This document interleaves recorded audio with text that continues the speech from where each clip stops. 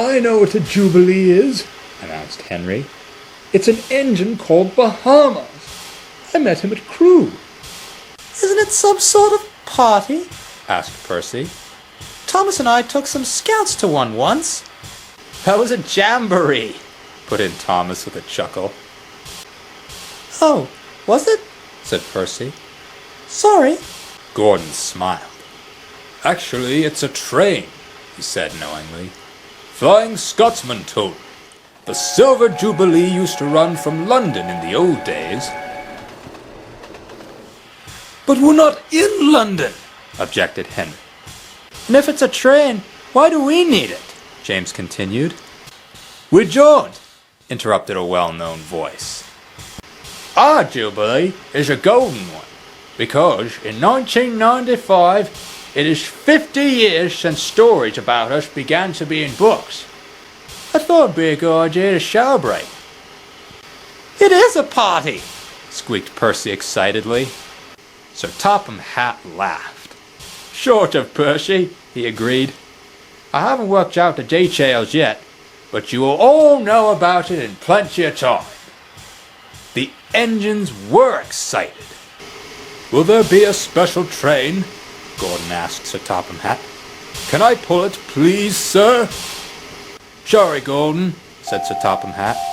There will be a special train, but I can't spare you, I'm afraid.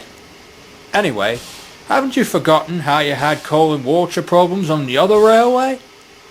Gordon had.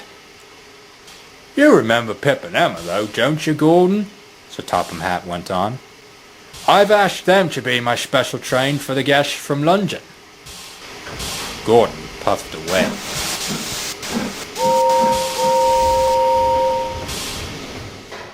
Near Henry's tunnel, the main line passed through woodlands, and the high branches of trees were full of birds' nests. Often, great flocks of birds circled around the railway, and sometimes Gordon had noticed them feeding in the fields nearby.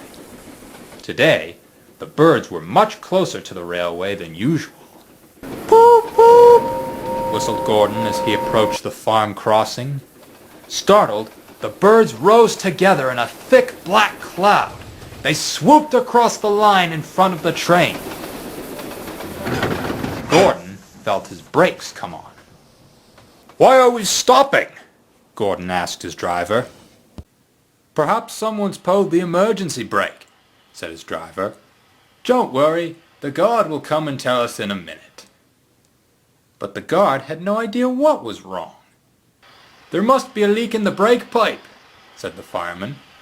He inspected the pipe from one end of the train to the other, but he could find nothing wrong. I can't understand it, said the driver, scratching his head. There's no leak anywhere, yet the brakes are on. It was just when those birds flew across, said Gordon. One nearly hit me, and then there was a bump. Just a minute, interrupted the fireman.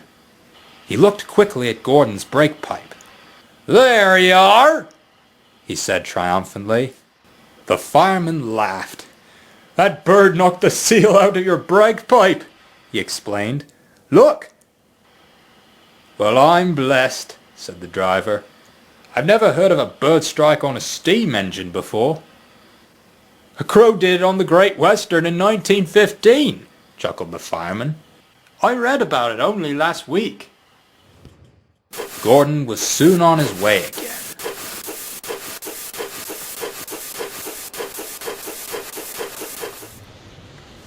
The other engines laughed.